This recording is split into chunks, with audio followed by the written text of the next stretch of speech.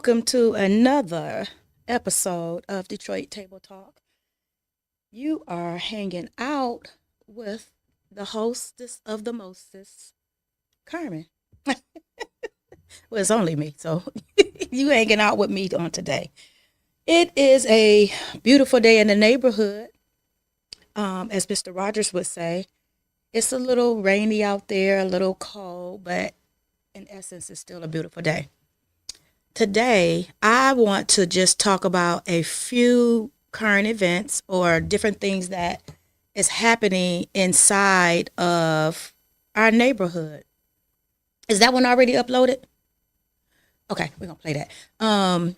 Inside our neighborhood, and um, and I didn't. I just thought you had uploaded it because it was up there playing. But anywho, we just talking. So Um, I just wanted to talk about a few things that's going on in the neighborhood, and it's a couple of things that has really got me rattled because I just feel like we as African American people, we got to do better. We got to give or show a little bit more grace. Um, Sometimes we got to mind our own dang on business. And sometimes we have to learn to do research and not always go off of what we see on social media. Because a little bit of what you see on social media, it may be some facts to it, but the overall, people be lying. People be lying. People be clearing their name. People be wanting to make sure that they, look um, in the best light possible if they can. So we just want to talk about a few things when it comes to our current events. And one of them I wanted to talk about. Listen, we have dealt with so many gas station shootings, whether it was customer to customer or customer to gas station owner or employee. So I want to talk about an alleged shooting that took place at a gas station that was caught on camera. Now, I say alleged because, we just always say alleged, to make sure that we are cleared of anything that we may say that may not be factual in its totality. So, it was an alleged shooting, although it was caught on camera. So it's not alleged, but it is alleged, okay? That the person who did the shooting did it. Now, I don't know. I'm not in court. I can't identify him. I wasn't at the gas station. So I can't 100% say that the person that they eventually caught up with was indeed the person who was alleged to be the person who was doing the shooting. But let's just recap. You go to a gas station and maybe the customer who was an African American male chose to have some words with the gas station attendant. They go back and forth. I don't know how the gas station attendant found himself outside of the bulletproof glass, outside of the gas station, where he was met with quite a few people, and somehow the attendant said something that rattled the other person's, chains, which was the African American man. And lo and behold, the African American man got so upset where he reached all the way down in the midst of his soul and commenced to allegedly hawk and spit on the gas station attendant. Now listen, everybody and their mama know if something like that happened, what's finna take place. It's about to be a whole situation. But no, he didn't just spit on the man. He hawked and spit on him. And the gas station attendant didn't take that, very lightly. He ended up pulling out a 9mm and started letting off some shots in the guy's direction. If I'm not mistaken, I think he shot at the young man 6 times. You could tell he don't need to carry a firearm, because if you let off 6 shots and not one hit, one, God was with you and he was, he wanted to save your disrespectful soul. Or 2, the young man ain't had no kind of firearm training. Because if you shooting 6 times and not one of them hit him, yeah, it's time for you to go somewhere and sit down and thank God that you're still alive. So the young man who spit on him also had a firearm that he had on him, which he wasn't supposed to have a firearm on him. But he did not pull that firearm out. Or maybe I should talk in hood terms. He didn't pull his gun out and start shooting back. He just commenced to walking away and walking down the street. The gas station attendant went back into the store. Of course, Southfield Police Department showed up on the scene, found the African-American man walking down the street, arrested him, and then in exchange went back to the gas station and arrested the gas station attendant. Now, the gas station attendant did have a legal... Do you need something? The gas station attendant did have a legal CPL.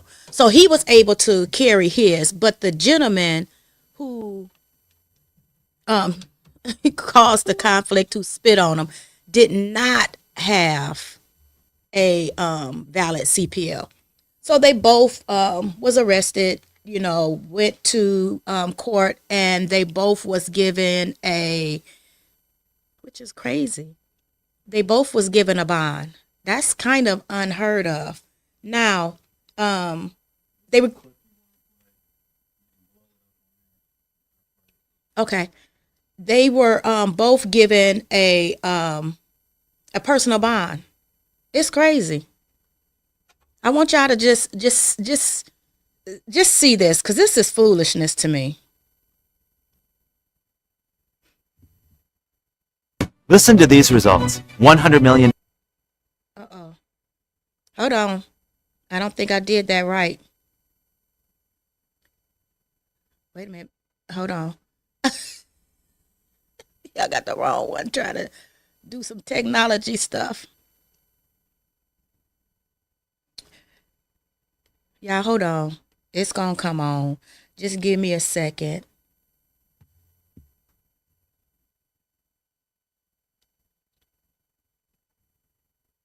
Okay, well, maybe you're not gonna see it.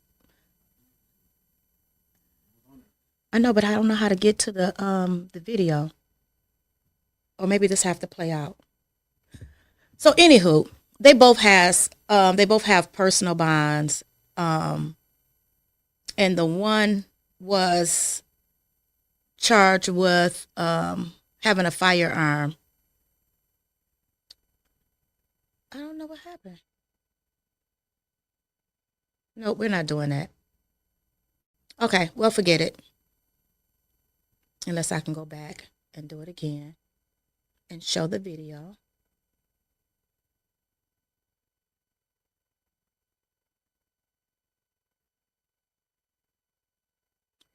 Okay, push play.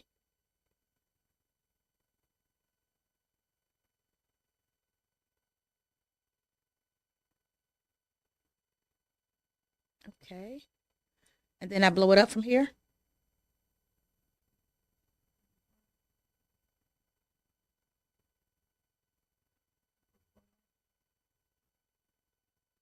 Yep. Dispute over chicken that resulted in gunfire. We'll start this one in the middle of the story. In a second, you'll see the guy in all black hawk a loogie at a gas station clerk, and in return, the clerk allegedly fires 6 shots. And just thank goodness there was no families, no children in that background. Run it back. It started last Tuesday inside this gas station / chicken spot in Southfield off Greenfield near 10 Mile. The customer in all black and a yellow hat, 39-year-old Alan Blair, apparently felt slighted by staff while ordering chicken. That's actually what this is all over, chicken. As a result of that, he became angry, and then a fight ensued. Blair was outnumbered, then pushed out of the gas station. Let's play back that loogie bit. That set the clerk off, who pulled out his 9mm. Police say his name is Mejid Saleh, 22 years old. The clerk fired his weapon approximately 6 times. At that time, the customer did not fire, however, retreated. Blair had a gun too, illegally, and chose not to fire and walked off down Greenfield. Colored State's male pulled down the clerk and shot him. Right there. Slow down. Come on, get up on.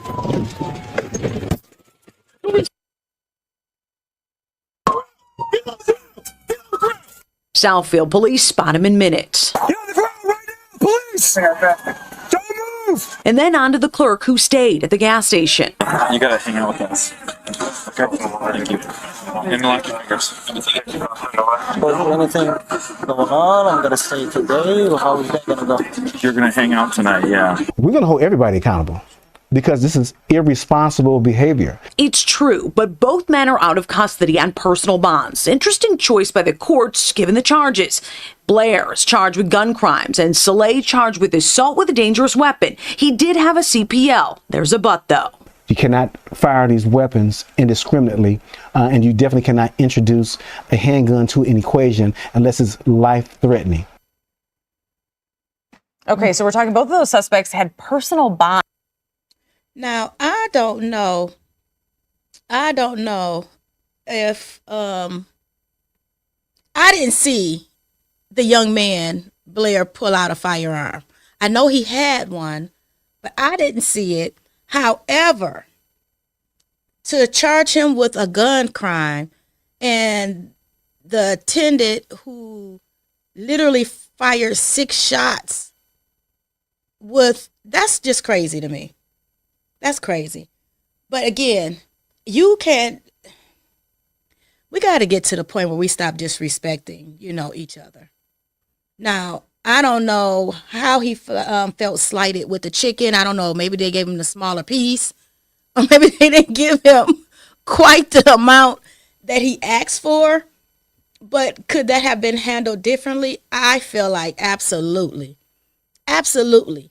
There are many times I go into those gas stations and, some of them are quite rude and stuff like that. But I choose not to go back. I choose not to spend my dollar where I'm not respected or honored. So how we go from chicken to, gunfire, it's like, that's crazy. That's wild to me. I just don't understand it. But, that's what we're dealing with in these days, and times. But this is not the first gas station shooting. Maybe about a year ago. I don't even know if it's been a year. Right there on 6 Mile and the Lodge, where the gas station attendant shot at, once again, an African-American person went into the gas station, caught himself taking a bag of chips. I don't know if it was the little bag or the big bag, but at the end of the day, it couldn't have been no more than $2.69. And he walked out. The gas station attendant decided to come from behind the counter, chase him down, and fire at him. And of course, New Era Detroit went over to the gas station along with, the several news stations, a couple of people in the community, and they got the gas station shut down. Now, do we need to do something about gas stations and violence? Absolutely. But we also have to do something about people, learning you can't disrespect people. People are on the edge, any and everything. People pop off, or as my children say, they crash out. And you may be on the other end of that crash out. So we just have to be mindful. So we're going to see if the charges are going to be changed against the gas station attendant, because when you have a CPL, you can't act in a manner that will put, the public in danger. Because it was like, 5 other people standing out there? that could have been, killed. I don't know, but you can't do that. You can't use a firearm to solve, to solve issues. You have to find another way to get, resolution or a solution to these issues. Now, I have a story that I want to kind of talk about because I love this person. And I know some people may not, but I want to say I love him because I don't know him like that. I like some of his music. So I want to talk about what was trending this week when it came to Young Thug. Now, we all know Young Thug was a part of the YSL RICO trial.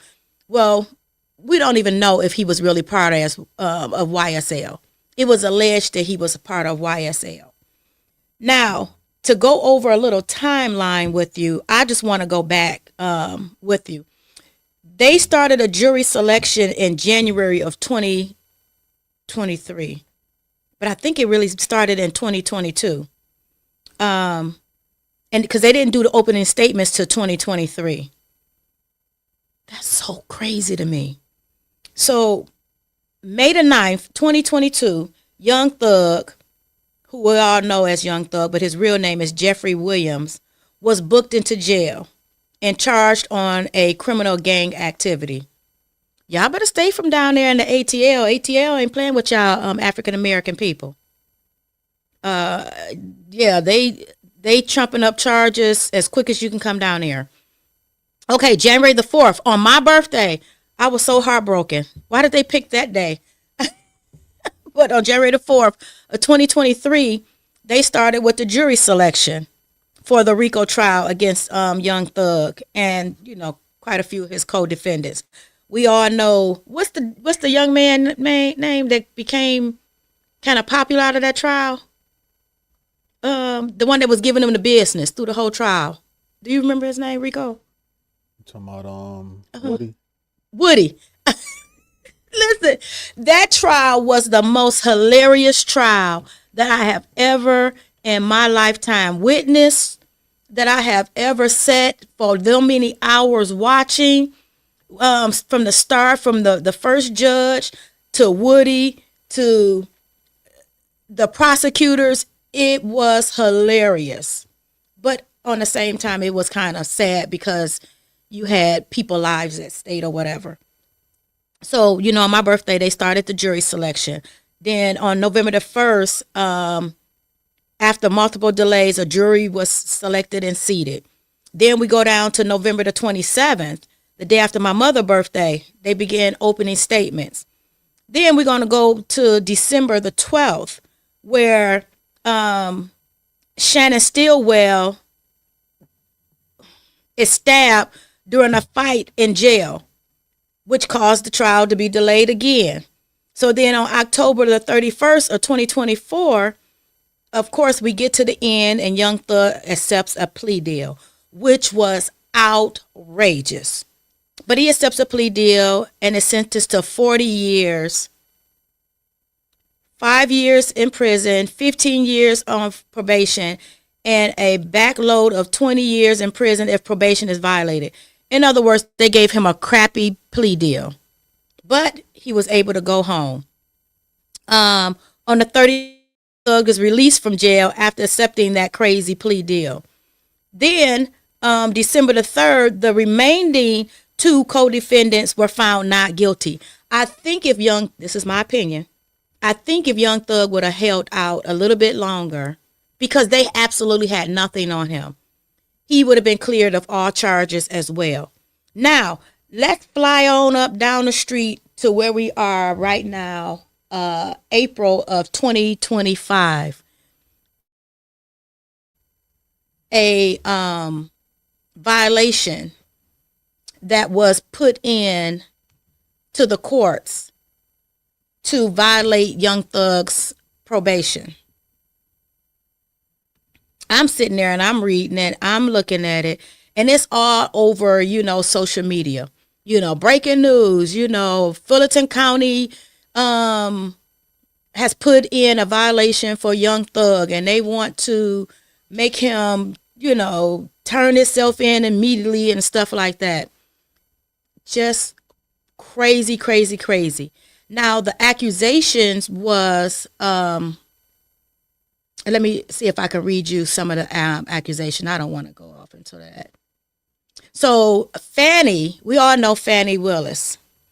She filed a 14-page motion on April the 2nd, alleging that Young Thug had violated his the terms of his probation through online behavior, which included a recent but now deleted post targeting a DA investigator by name and photo. In the post, Williams reportedly called or allegedly called the investigator the biggest liar in the DA office. Now, I don't know if you guys watched the trial, but when the trial was going on, what had taken place was they had an investigator who was called to the stand. They got it where the judge decided not to show her face. However, the investigator had, if I'm not mistaken, had worked several cases that was on the first 48. So everybody pretty much knew who she was. And that's what the defendant's attorney was kind of like trying to get the judge to realize, you know, we're concealing her identity. Why? She's a public, she's a police officer. She's a part of this investigation. She's worked on television. You know, she's been involved in different cases or whatever. But the judge went ahead and went along with the prosecutor and said, okay, we can keep the camera down where it doesn't show her face and all that stuff. Well, yeah, it got out who she was, and it started just like being posted throughout the internet, you know, who the investigator was. Well, okay, moving back up to the timeline now. Fannie Willis claimed that the post led to threats against the investigator and her family, including doxing. And usually what doxing mean is they usually release like your phone number, your address, or some kind of location that they know that you're in. You know, just your personal information. So, yeah. They went to court and a judge was like, yeah, we're not doing this again. You know, of course, his attorney, Brian Steele denied any wrongdoing by his client or anything like that. He told him, you know, that it was baseless. You know, they were just trying to find a reason to violate Young Thug. You know, I'm just going to be honest with you. When you have the kind of probation that he has, it's almost like you just need to stay in the house. Don't get on social media. Don't go outside. You definitely can't go to no parties. If you are on if you know, have a concert, you got to hire top flight security because your hands can't be involved in nothing. They made that probation stuff just, it was just too much. It was too much. So yeah, of course, the attorney still answered the motion and it went before the judge. And the judge decided that that he had not violated any wrongdoing. And that's kind of, that leads us back to our Constitution. They are really trying to do away with our Constitution. I don't understand how she even wanted him to be violated because he shared a post that somebody else posted and said that this person was the biggest liar. The post did not connect her with his case in no way or anything like that. It was actually connected to another case that didn't have anything to do with him. But listen, Young Thug, if you out there and you listening, just chill, dude. Just post about your music, post about your family, you know, post about your friends. You know, the streets is hot. Honestly, I would love for you to get away from Atlanta, but I know that that's your home base. That's where you like to, you know, chill. That's where your family is. But I would get long away from that place if it was for me. But hey, you do what you do. I'm just glad that once again, Young Thug is free. He never was put in custody or anything like that. But I'm just saying he's free. He can go on and live his life as he has been doing since he has been out of jail. And I think he's really a good guy. Now, I don't know what he's connected to. I don't know nothing about YSL. I don't know nothing about these people lifestyle. I only like his music. And I don't know the name of none of it. I just know it when I hear it. So, do you like Young Thug? You like his music? I like some of it. I haven't really followed him like that.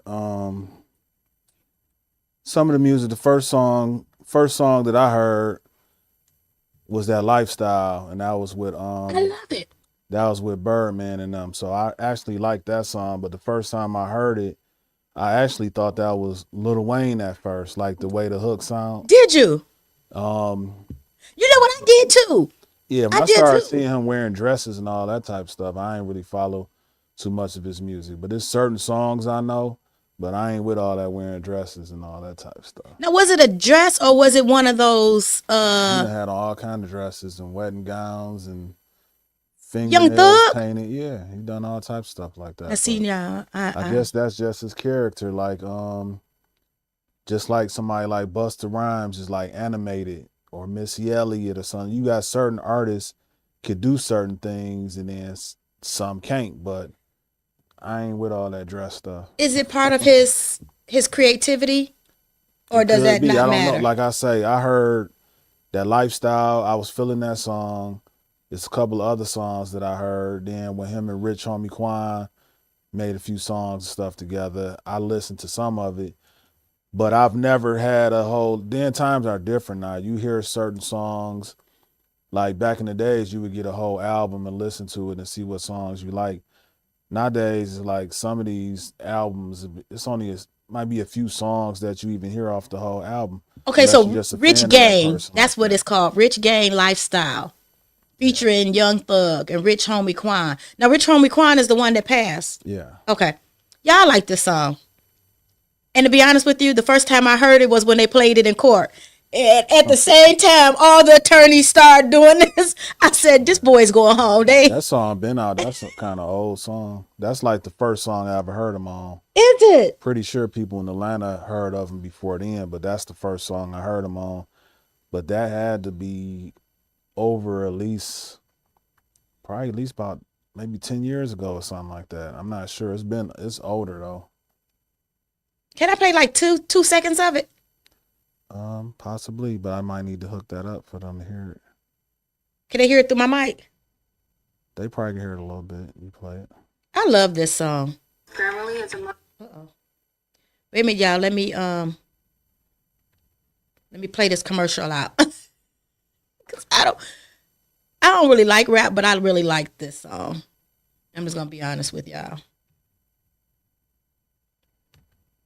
Okay, let me hear you. Listen.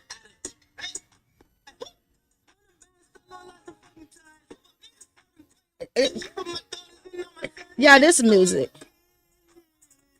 Listen. I don't know what they saying. Okay, I don't know not one word what they saying, but I'm telling you, this is the song. And that's kind of how it's catchy. The beat is what catch you, but then Yeah.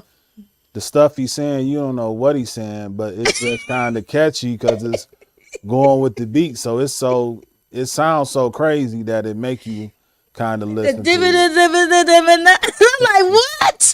What is he Only thing saying? you know is Lifestyle. But it makes me want to like look up the lyrics Yeah. and then play the song and see if I can keep up with the same. That's how much I like this song. Yeah, you done had 1,000 comedians make fun of that part too, because don't nobody really understand exactly what he's saying. Not nothing. But listen, I wanted to, welcome home, Young Thug, once again. I was so excited when he came home. I was just like, yes, he's going home to his family. But anywho, we've had this trending topic going on for the last week now. Talking about the house on Lakewood, the house that is owned by Charles. I think it's Charles C. Brooks or Charles Brooks Jr. I just don't know. I don't know what we doing out here. But I think it's just sad that let me see if I can. Oh, it's Charles E. Brooks Jr. Well, he owns a house on 4234 Lakewood. 4234 Lakewood. And I'm only saying the address because he has it on his Facebook page, so it's public knowledge. So he's been going back and forth with the Detroit Land Bank. So, yeah, this young man has taken some abandoned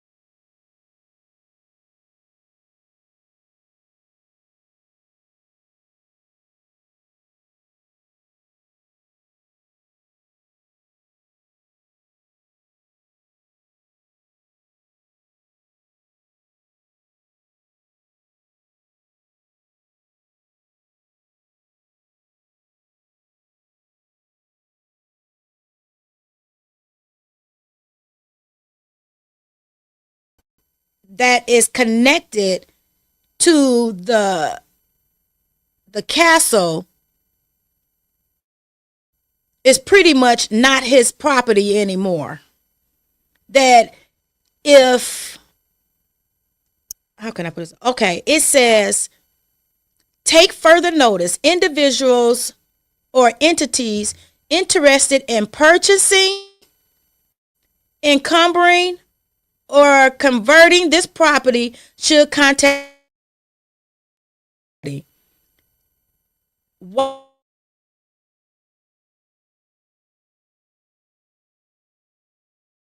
Land Bank Authority.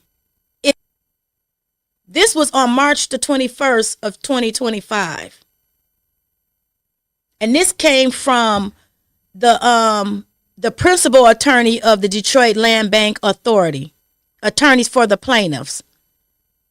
So you have a man that, listen, okay, let's just take out he was sick and anything like that. You have a man that has numerous properties around the city of Detroit. He's trying to fix the city up. You have court dates that are going on that this young man has never been notified of, because they're sending it to a P.O. box that he doesn't own. Then out of the blue, because this story is gaining traction on social media, all of a sudden now there was a text message that somebody who worked from the city sent Mr. Brooks and said, hey, they're trying to, in essence, I'm just going to tell you what it's saying in a nutshell. They trying to take your property from you, man. You better do this, and you got to do this, and you got to do that. Then all of a sudden, Mr. Brooks started going live, and all of a sudden the land bank is popping up over his house, trying to scare him, scare tactics. You know, oh, your property is a nuisance. You have debris on your property. You have a dirt pile that needs to be, I don't know, leveled out. You got bricks that need to be picked up. Well, the man is renovating a house on his property, which is inside of a fenced area. Now all of a sudden they're saying, oh, we're getting complaints by the neighbors. It ain't hardly no neighbors over there. What neighbors is complaining about him having bricks out of place in his backyard, a dirt pile, some weeds that's a little bit long, which you can't really do nothing about because we just came out the winter months. It's not even summer yet.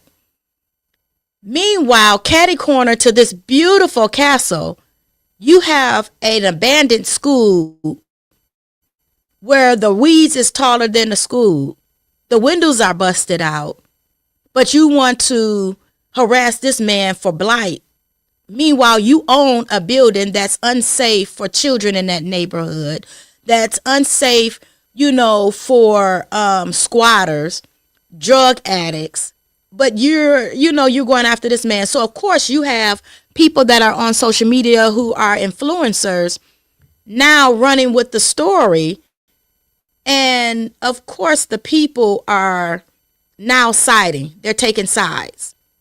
So, you know, the city of Detroit residents have been going out to the house to help them get the house clean, because originally the land bank said it was the property that they were showing up at that needed to be clean. Well, we know that not to be true, because a gentleman came from the land bank and stated on camera that they was talking about the house behind the castle that's on his property. So, of course, the people rush out there to help clean it up so that this man can still, you know, proceed with his healing of, you know, him having a stroke. Well, yeah, today the land bank issues some kind saying that, oh, we're not talking about the castle and the property that's on the on the property for the castle. Now we're talking about other properties that he owned in the city of Detroit. Well, then why does all the court papers have the address to the property that's behind the castle? Now, the only reason why I believe everything that Mr. Brooks is saying is because, and I'm not sure why this person has not stepped up and said anything. We have a very prominent person in the city of Detroit, brought a house from the land bank, fixed the house up, did not know that the land bank had never taken the house off of the demolition list. Now, this person had renovated the house in the time allowed. The house was livable. The house was somebody, was actually getting ready to move into the house. They go over to the house to do the last inspection or look at the house, and the whole house was gone. They had demolished this lady's house. And when questions went about, where's my house? Who authorized for this house to be torn down after I brought it and fixed it up? Of course, nobody at the land bank know what's going on. Of course, everybody is passing the buck. Now, I haven't heard anything about this house in, maybe in close to a year. Maybe the city paid this prominent person off, and whatever they paid them was sufficient enough for that person. Now, we're going to scoot on down the street where I go and get my hair done in Detroit. These people brought up a block, and they have made it a community garden. They made it a house where they redid a whole block where they tore everything down, made the block into a what do you call it? A park, but it's more like it's a park where you have upgraded like technology and stuff like that on the park. You have the park is beautiful. I did a story on it maybe about a year ago. I never knew that this place existed. And then they brought a house next door to it. It's made it a community house where you can rent it out, or you can rent space to cook in it and stuff like that. Now, the city uses that person house that they brought from the land bank, and they bring tours. When the big white people come in, they want to show them certain parts of the city. Well, they bring a tour bus with all these big wig people all the time to come and see this house. Do you know that the city have made these people pay a astronomical amount of money for you got to do this. So they got to dig under the ground. They got to put cables in. They got to pay for lighting. They got to pay.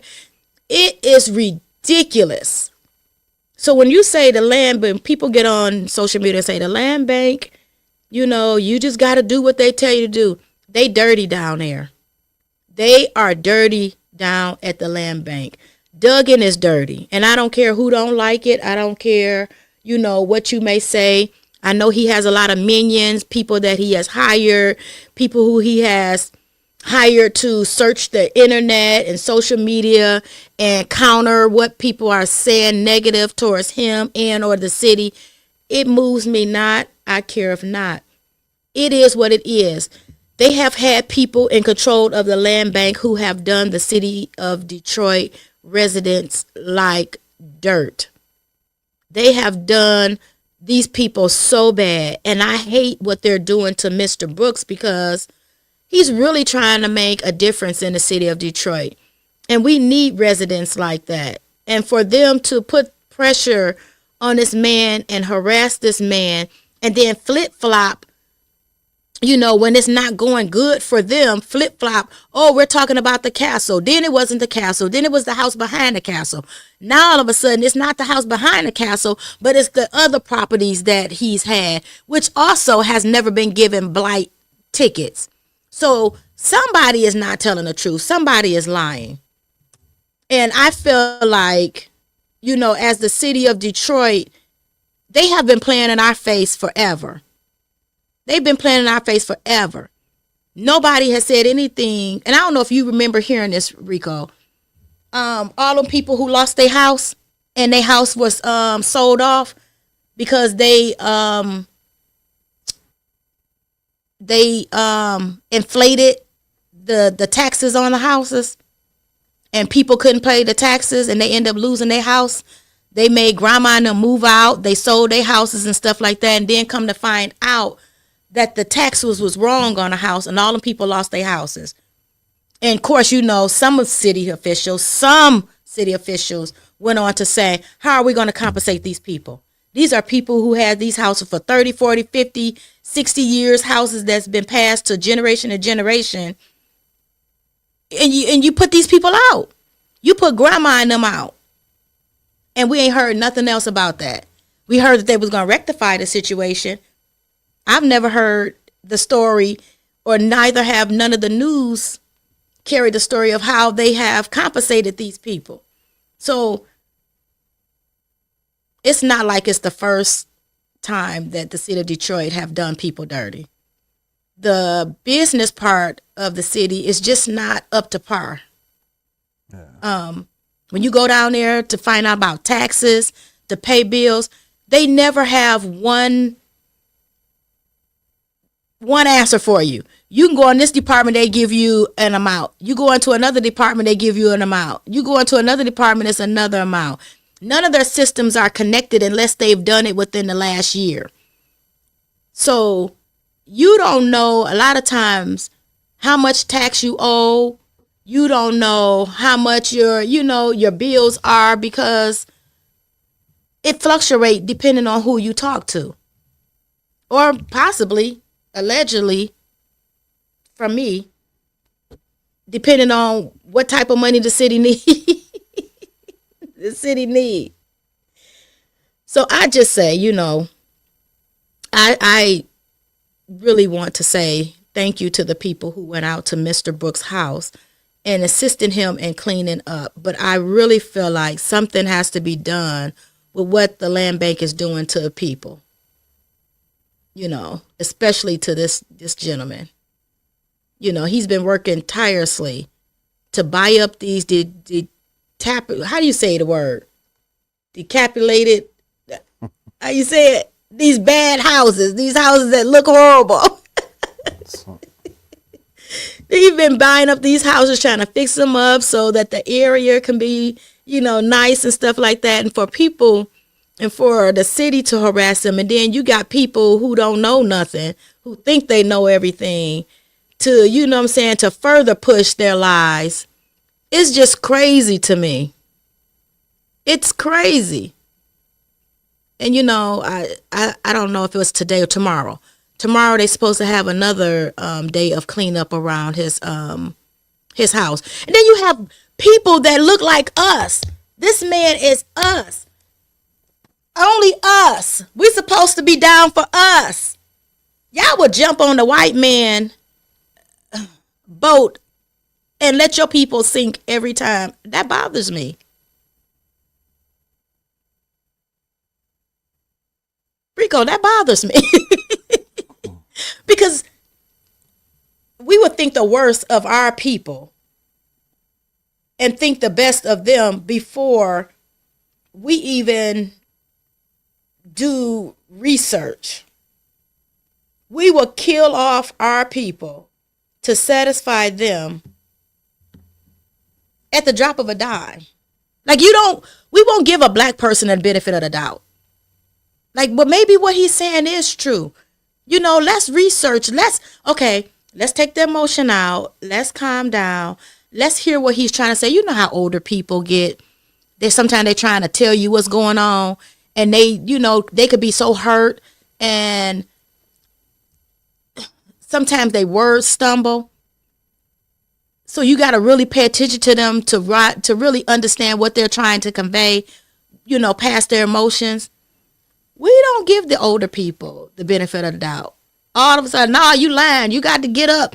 And nobody cares. And this one dude, now he's in a wheelchair. So anybody who should understand somebody with a disability for a moment, he should really understand.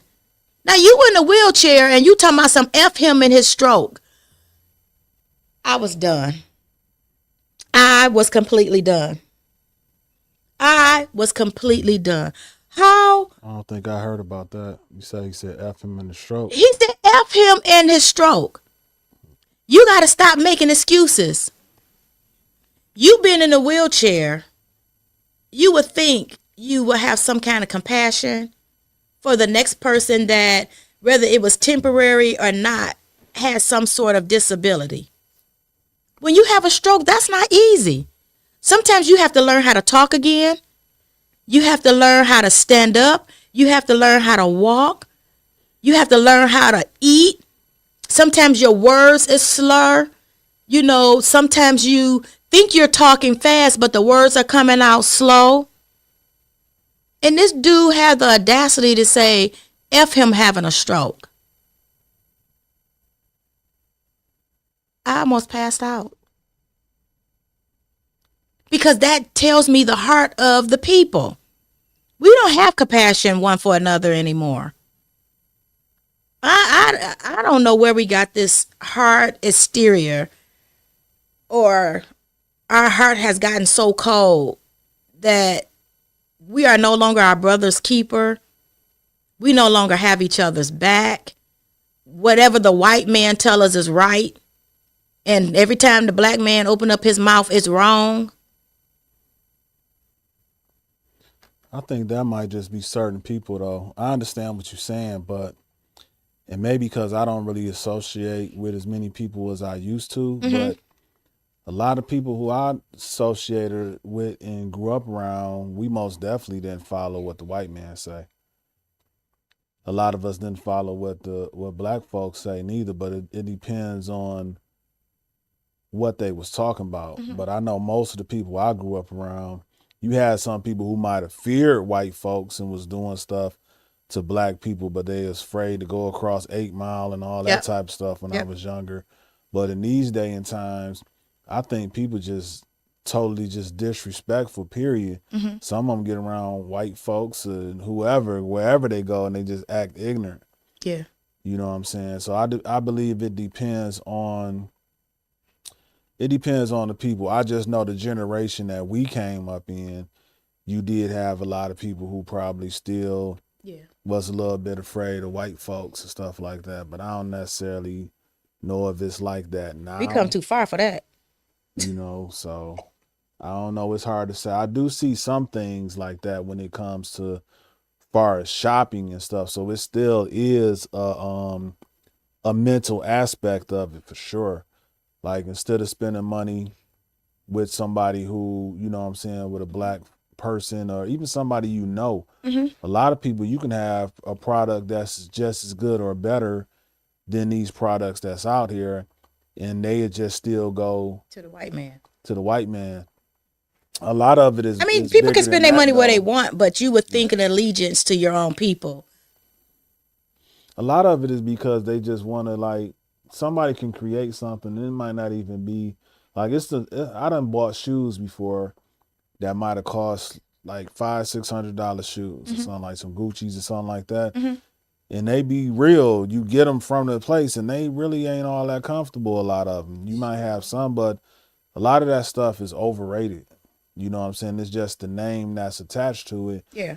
And that's because people want to show off that I got money because look what I'm wearing. And some of these people spend that money on these clothes, but don't even got no money in their pocket. So that's Or crazy. their bank account. But I just, you know, this whole story this week have been really bothering me because it's like, it just puts me in the mindset of everything that's going on, even with our government and our country. People can have receipts. People can show you. People, it be in black and white and bold print, you know, and they can show you, look, I'm not lying to you. This is what, you know what I'm saying? People can show you text messages. People can let you hear voicemail and they will still believe the white man over the black man. And it's right here in plain sight. I don't know why that bothers me so. And probably because we're in the predicament we're in, because the white man is always right. Now, the black woman was telling you what was going to take place, and nobody wanted to believe it. And now that it's all unfolding, yeah, but it's gonna get better. You know, he really have our best interests at heart. And it's like, you still holding on to the lie? Like, he playing in our face and you still holding on to this lie. Who you talking about right now? Trump or something? No, I'm just talking about, yeah, Trump. I'm talking about Trump, but I'm just saying in general. Like, we could have receipts and people will still call people a lie. Like, this man at this house has receipts. He has court papers. He has text messages. And they still want to say this man is lying. He just wanted y'all to get out there to help him clean up. Well, if I choose to go over there and clean, why can't I do that out of the kindness of my heart? Why it got to be a scam? We don't trust nothing.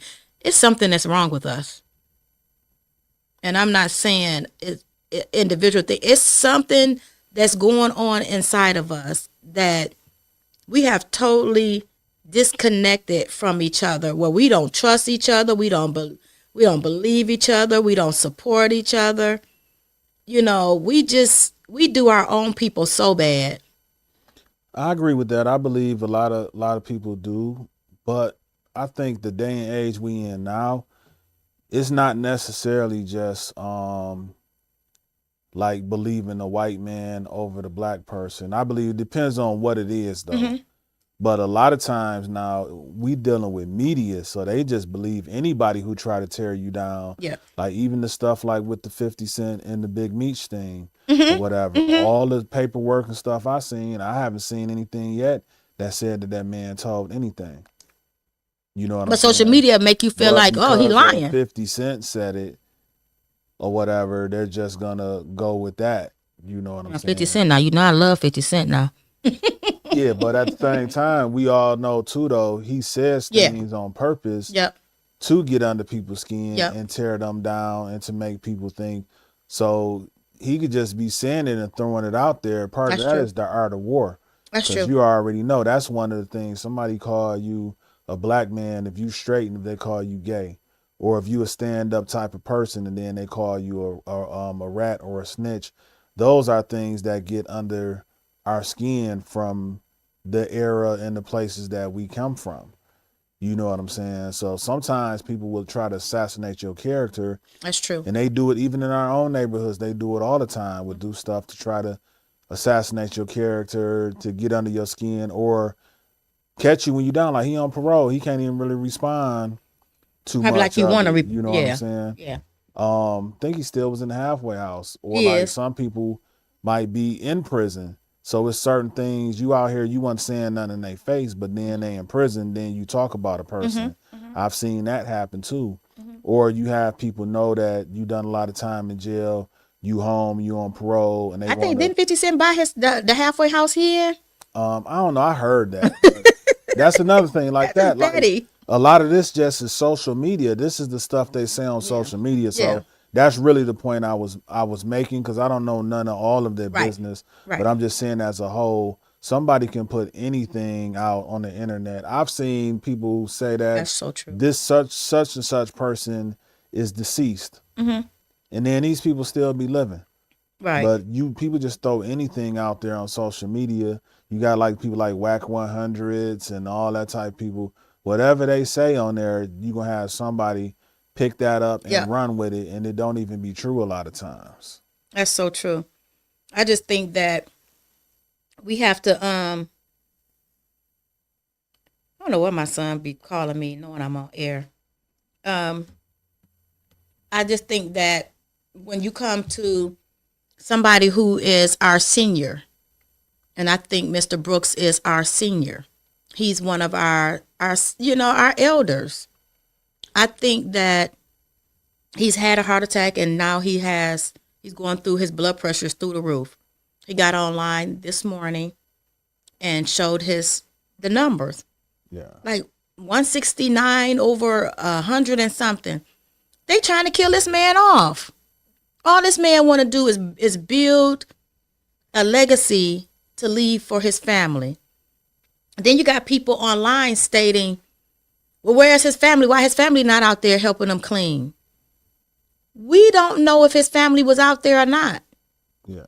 But what does that have to do with what he feel like God has told him to do as far as leaving a legacy for his family? It's, to me, stuff like that is easy. Either you're going to help or you don't. Nobody is forcing you. Nobody is forcing you to go over there with a rake, a broom, a shovel, a garbage bag. You don't have to show. But don't discourage other people who, you know what I'm saying, who heart may be into, you know, participating or helping beautify the community, although it's somebody's property. When we go and help seniors, you know, sometimes I haven't done it in years, but when we used to go cut the seniors' grass and rake it, you know what I'm saying? We used to shovel their snow. That helped beautify the community, although it's a personal property. What is that any of your business? If you're not going to help, then don't discourage somebody else from doing it. Yeah. You had people in the comment, well, how's that going to help the community? That's on his property. The same reason, the same way when a senior need assistance and we go shovel their snow, we go cut their grass, we go make sure the bush is not too high so they can see when they coming in and out of their household. It's the same thing. Whatever just happened, you don't even know how frustrated I am with the way they doing this man. Because he's genuinely a really good guy. He really is. And I just hate for good people for their name to be tarnished, you know, because some people don't have nothing else better to do with their life, or they done caught on to a story and they want the clicks. You know what I'm saying? They want the clicks, you know, because there's money that come along with the clicks. You know, so if you get people to engage, you know what I'm saying, that's money in your pocket. But it can also be at the detriment of somebody's good name. Yeah, I think one of the differences is nowadays too. Back when we was coming up, a lot of people, and not everybody, but I would say a lot of people, they owned their homes. You know, Is the camera on you? it's on both of us. Because I got to step up for a second. All right. It's on me. Yeah, they owned their homes back in the days. So it's like with being a homeowner, a lot of times people would take care of their property and they wanted to take care of their neighborhood and stuff like that. But nowadays, a lot of the houses are owned by corporations and companies and things of that nature that's buying up the neighborhoods, or they're owned by people who don't even live in the neighborhoods anymore. You know, you have a lot of people who may be Caucasian or Chaldeans or whoever, and they're buying up different property. And the ones who are from a foreign land who buying up whole neighborhoods, they kind of taking over the neighborhood. Like certain areas, it even spilt over from, I remember Hamtramck was buying up, like you see some of the houses that the Arabs have, they done built whole stories on top of it and stuff like that. You go to Dearborn, you see it like that. Our old house that I used to live in when I was young, right over like it's on the border. It's Detroit, but it's on the border. Okay. On Kniff, like right before you get to Mount Road, like they done put a whole new floor on top of the house. And then I've seen they got little baby mansions and stuff they done built. But then going over by like Davidson area, by like Cleveland Middle School and stuff, they got that, the Bangladesh got that school now. And it's a sign that say welcome to Bangladesh. Oh, do they? Because it used to be a Detroit public school. Yeah. Because I used to work there, and they used to come in every day at certain times, and they had designated rooms for them to do their praying. Yeah, it says when you coming from Davidson, if you come off Davidson, that right Expressway, and then you make a right, it's a sign right there next to the school that says welcome to Banglatown. Wow. And they have a nice amount of that area in them blocks and stuff that it's like, it's a bunch of them that's over there. Some people get them confused with the Arabs, but it's a difference between. Thought they were, but maybe okay. No, Bangladesh is different between the Arabs. Bangladesh, they're more like a form of like a Indian. Okay. They favor though. Okay. You know what I'm saying? But it is a difference. That's just like it's a difference between Albanians and Yugoslavians and stuff. Okay. But some people really can't tell or don't know the difference. But then when we because of see the way them they building dress. up communities like that, nothing is said. They're not harassed. But as soon as you see an African American man and or a woman do it, then they just trying to scam the city, the block, the community. It's always an issue that comes along when you see us building, or building up, and I don't understand that. And it's usually a mission with them. It's like it's a mission, and everybody it might be somebody who might be head of the mission or something like that. But you have people who fall in line. When it comes to us, a lot of times you have somebody gonna try to get over on somebody, and this and that or whatever. So it all depends on the team that you have around you, and a lot of that deals with just the mindset.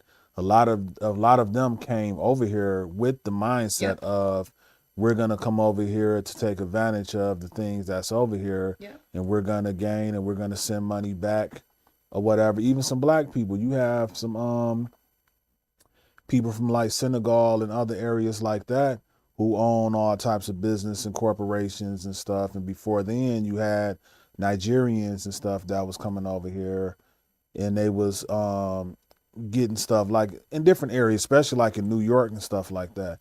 Yeah. You know what I'm saying? So you do have people of color who come over to America and they bring their families or they build up generational wealth and they send the stuff back home or whatever. You know what I'm saying? It's just us, a lot of the black folks with that was born and raised in America, the mindsets that we have, it's like it's still in the some of it is still in like that slave mode or like crabs in the barrel or whatever mentality. How do we move from that? Because I see it a lot. Like one of our viewers was saying they'll rather see him lose his house for it to end up with another versus seeing generational development, one of its own in the community. I'm hoping the city and the land bank leave them alone. There is so much blight and property owners just sitting on buildings, and they aren't getting any fines or notice from the city. I mean, if we even think about Gilbert, you think about, all the different top people that are in the city that have land and buildings that they're not keeping up. You have a lot of city officials that own houses that they're not keeping up. You have leaders. You got the Illiges, you got the Fords, you got certain people that owe thousands upon thousands of dollars on into millions in bills that the city is not actively trying to collect, rather still making deals with them and passing that, those bills off to the community. But we ain't saying nothing about none of that stuff. None of that. You get a bill, I get a bill from the electric company. If we owe over $100, it automatically go into shut-off status. They can run up bills for 10, 20, 50, 80,000, 100,000, and nothing is said and done. But you want to... That's crazy. A lot of times in our community too, it's like you could be doing something that's good and you helping the community and you helping people. And a lot of people want to take advantage of everything that you're doing for them. Yeah. But they don't want to come together on certain things. It could be something like you can have a pair of $200, $300 pair of shoes on or whatever, but it's like you can't even commit to giving $25 a month to something that's of a great purpose or something like that. That's so true. You know what I'm saying? So it's like, that's the thing that trips me out. Everybody wants you to do everything just to satisfy them and help them, but they don't want to put in on nothing. Even if they see what you're doing, is something that's for a good cause. And why are we talking about that? Listen, there's always good causes going on at Detroit Table Talk. I have put the Cash App down there. I have pinned it. We feed the homeless. We have adopted a men's homeless shelter in the downtown Detroit area. So anything that you donate, it goes to the homeless, it goes to our children, and it goes to our seniors. So donate, okay? It doesn't matter how much it is. Donate. And then also like, comment, and share. Always leave a comment, even if it's just to say hello, or I'm watching or I stopped in. Leave a comment. And then don't forget to go over to YouTube and subscribe and leave comments over there too. I'm trying to build up my platform. And I would appreciate it if you guys would help me do that. Share the broadcast. And I don't know if you want to share today's because I was fussing today because I'm heated. No. But I want us to come together as a community and do more things to help each other out, rather trying to pull each other down. Now, Mr. Brooks, we have your back. We have your back. Whatever you need from us, we got your back. We're going to help you get through this. Not only we're going to help you get through this, you're going to be able to focus on your health. Because this doesn't make any sense. And in the meantime, between time, listen, Detroit Land Bank, the property blight department, go on and find somebody else to mess with, okay? Let this man get this done, but also extend some grace because he's working at a deficit while he's healing from his stroke. Can we just do that? That's all I'm asking. Now, you social media bullies. Yeah, I forgot I was on air. I didn't open up another piece of candy. I got this candy line, guys. I went to this candy store and they sell like penny candy. Well, it's not penny candy, but what we used to know as penny candy. And I got a whole bag, but anywho. I forgot what I was about to say. Yeah, let's push Mr. Brooks, over. Let's continue to support him and make sure that the city don't take his house. Because that house is beautiful. So I know why they want to take the house. They're going to take it and sell it. No, Mr. Brooks, we're not going to let that happen. We are praying for you. We are covering you. And you're going to get through this. You're going to definitely get through this. So that's all I came on to say today. I don't mean to be smacking in y'all ear, but I just came on to talk about the current events the few that I just thought, I wanted to talk about. But this was the main one, dealing with Mr. Brooks. The house is beautiful. I wish I could show it to you guys. Let me see. What was the address? You remember the address? Hold on, y'all. Let me see what the address is. Because I want to show y'all this house.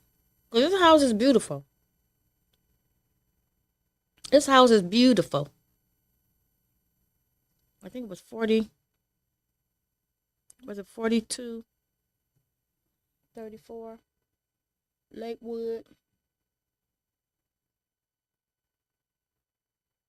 I want y'all to see this house.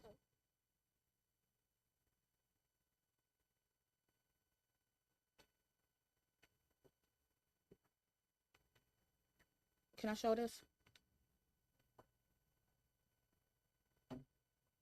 Guys, I'm finna show y'all this house. They doing this man so bad. This man broke down and cried.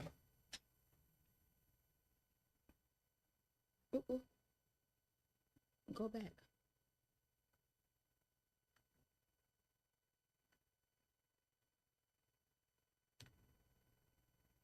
Can I show it? Okay. Okay, guys, so there we go. Look at this house. This house is beautiful. Now he's, he's I want y'all to just look at how it started, and hopefully you'll see how it came about. One house at a time.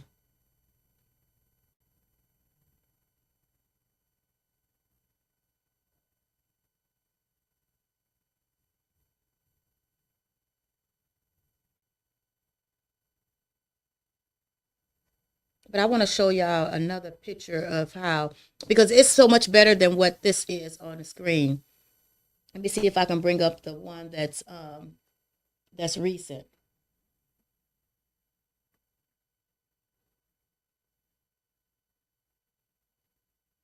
Oh man, I don't think I can bring up the one that's recent. I'm like, Jesus Christ. They really trying to do this brother in.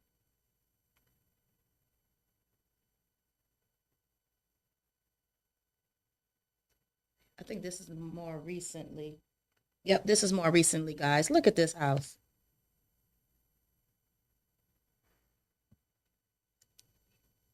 You want to hear it too? Mm-hmm.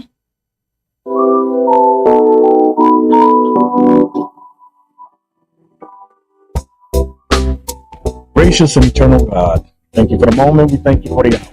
God, we thank you for this man that you have sent to He has done who had an interest in sharing what you have done. Oh, gracious and merciful God, we thank you for all that you have done and all that you are doing. And God, we ask that as we walk this holy ground, that your will be done according to your will and your way, God, that you touch right now, and that the words that come out of our mouth, as they are spread all over the world, God, that it's for your will and your will only. God, we ask that everyone that hears what you have to say through my voice, God, that is delivered, even to the haters that are going to hear this message, that you turn their thoughts around, that what I've done here through the power of you and you only to rebuild our city, that God, that you touch everyone all the way from the hills, Father, all the way back down to Detroit. We thank you for the moment. We thank you for the hour, what has been done. God, cover this man in this interview as you have continued to cover me through this journey. In the matchless name of your son, Father, we say thank you. I'm just going to skip, guys, because I want to, we're going to get up out of here. This, I say that, I say this, that, say, and so you, but you said you went a step further. You sent me a whole letter. You remember? I said, for real? But then he closed it out. This guy's nuts. He say, your money who's who, and are recognized as they carry out their scheme of things. The old way of doing things. I want to tap into some of the comments I've been getting on your home. A lot of people are, upset by it. They're saying that this is gentrification. It's going to make everybody's taxes go up, and basically you're pushing the little guys out that are around you. What do you got to say about that? Hold on. I want to talk about well, you asked me like 4 questions. Let's talk about the harm is not here. The biggest harm is not me. The biggest harm is what the city has done to me. See, the biggest harm that takes place is they don't want me here. They didn't want me here prior to me even getting to this point. Okay, guys. I caught hell when I had a single house. Charles, they wanted to push us out of here. So let's talk about that. And come on, we're gonna and follow the story. Start at the first thing and then go and look at his story. I'm telling you, it's a phenomenal story. It encouraged other people to do the same for their family. We always talking about leaving a legacy for our children's children. This is a blessing. This is an absolute blessing. And this have taken him time. This is not something he did overnight. It's been, over a decade, that he's been building his house, just buying up all the property and the homes that's in that area that's been left unattended for decades. I just think it's a blessing. I think it's a blessing. So, Mr. Charles, you got our You got our support. We're not gonna let the city take your property from you. But anywho, guys, it is Autism Month, Autism Awareness Month, and we want you to make sure that you do something or contribute something when it comes to giving out information about autism, allowing your kids to participate in events this month. On the 13th, we have a community dinner. If we can show that flyer, we want you to come out. That's the one with Dice. We want you to come out. Everything is free. We want you to get connected. There's resources that's going to be available. So come on out. Hezekiah paints the D blue. He is in partnership with Dice Clark. And we're going to be celebrating Autism Awareness Month. And we're also going to be celebrating my buddy's birthday. On that morning, that Sunday morning, we're going to be going to church with him from 8:30 to 10:30. And then later on that day, we're going to be there celebrating autism awareness. I got to go. I've held up Rico long enough with my fussing. But next week, guys, I have some great guests coming up. I am super excited about some of the guests that I have, and you're going to love them because we got to get some people's story out there, and we got to show you that, life can life, but, if you get in the right circle, if, you just tap into what God is telling you, it can change the trajectory of your life. So I'm excited about some of these brothers. They was with us last week when we did the 50 Kings mentoring program. I met some phenomenal men there, phenomenal. And quite a few of them have agreed to come to the table. So we look forward to that. But until then, we will see you next week back at the table for Autism Awareness Month. I'll talk to you guys later.